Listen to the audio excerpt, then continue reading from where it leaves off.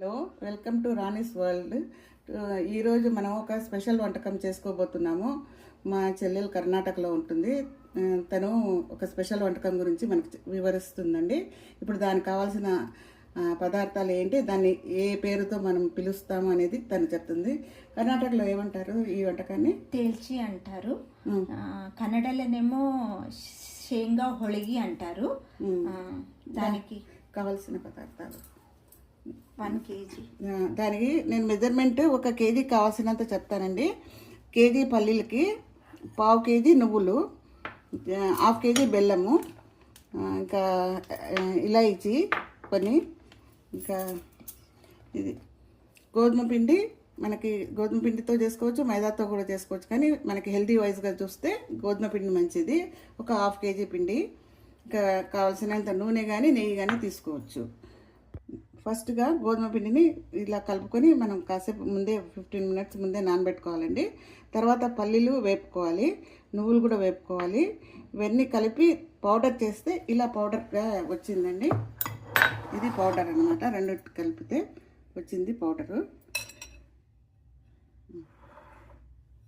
ఇప్పుడు నువ్వులు, పల్లీలు, ఇలాచీ పౌడర్ కలిపి పౌడర్ చేసుకున్నాం కదా, దాన్ని ఇలా మనం ముద్దల్లాగా లడ్డూల్లాగా చేసుకోవాలి. ఇదేమో గోధుమ పిండి పేడలు చేసుకున్నాము. ఇప్పుడు ఈ గోధుమ పిండిలో ఇది స్టఫింగ్ చేసి చేయాల్సి ఉంటుంది. ఇప్పుడు చేసే విధానం మా సిస్టర్ చేసి చూపిస్తుంది మీకు. ఇప్పుడు ఎలా తయారు చేద్దాము అనేది చూద్దాము. మనం మా చెల్లెలు తయారు చేస్తుంది. స్టెప్ బై స్టెప్ నేను చూపిస్తాను మీకు, చూడండి. ఇప్పుడు దాంట్లో ఆ పిండిలో కొంచెం అది రౌండ్ లడ్డూలాగా చేసుకున్నాం కదా, అది స్టఫింగ్ చేయాలి. చేశాక చూడండి,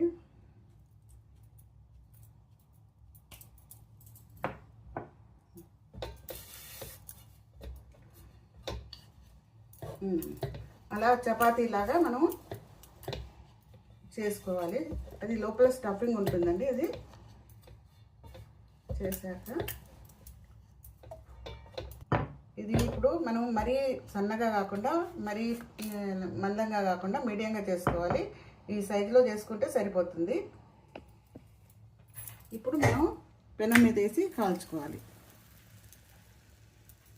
మీద వేసాక కొంచెం చుట్టూతా ఆయిల్ కానీ గీ కానీ మన ఇష్టాన్ని బట్టి వేసుకోవచ్చు అన్నమాట. తర్వాత తిరిగేయాలి.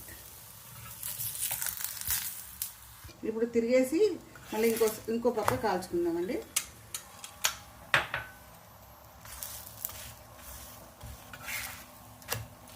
ఇలా చేసుకొని పిల్లలకి తిన్నా, మనం పెద్దవాళ్ళు తిన్నా చాలా పౌష్టికాహారం ఇది. దీంట్లో నువ్వులు, పల్లీలు, బెల్లము ఉన్నాయి కాబట్టి దీంట్లో ఫుల్ కాల్షియం ఉంటుందండి. ఇది తినడానికి చాలా రుచికరంగా ఉంటుంది. మీరు కూడా ట్రై చేస్తారని అనుకుంటున్నాను. మీకు ఈ వీడియో నచ్చితే సబ్స్క్రైబ్ చేయండి, లైక్ చేయండి. థ్యాంక్స్ అండి. తేల్చి రెడీ అయిందండి వేడివేడిగా. దీనిపైన కొంచెం నెయ్యి వేసుకొని మనం టేస్ట్ చూద్దామండి ఇప్పుడు. ఆహా, చాలా బాగుందండి టేస్ట్. పిల్లలకి ఇచ్చినా చాలా ఇష్టంగా తింటారు. మీరు కూడా ట్రై చేయండి.